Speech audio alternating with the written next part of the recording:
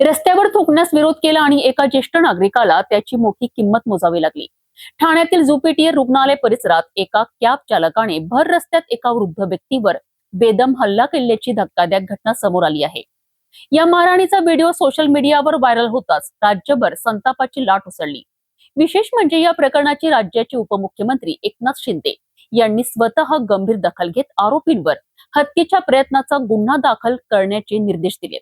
पाहूया हा संतापजनक प्रकार।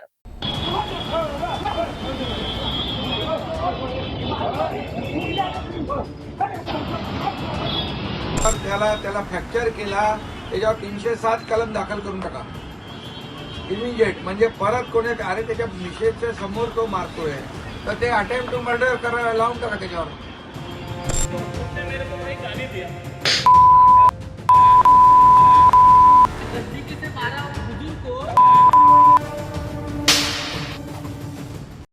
ठाण्यातील वर्तकनगर परिसरातील ज्युपिटर रुग्णालयाजवळ ही धक्कादायक घटना घडली आहे।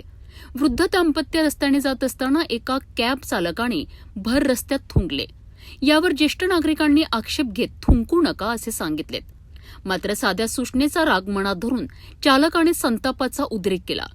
त्याने वृद्ध व्यक्तीला शिवीगाळ करत मारहाण करण्यास सुरुवात केली।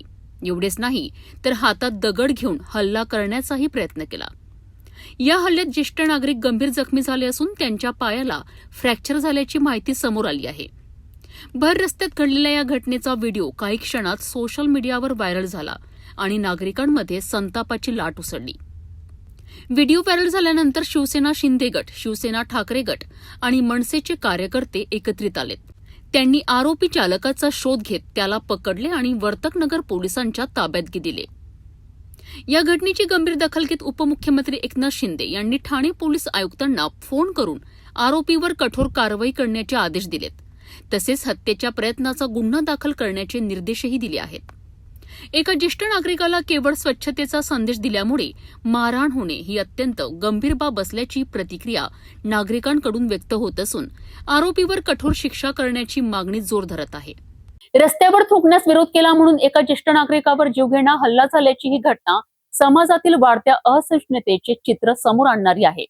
आता पोलीस या प्रकरणात पुढे काय कारवाई करतात आणि आरोपीला किती कठोर शिक्षा होते याकडे संपूर्ण राज्याचे लक्ष लागले आहे।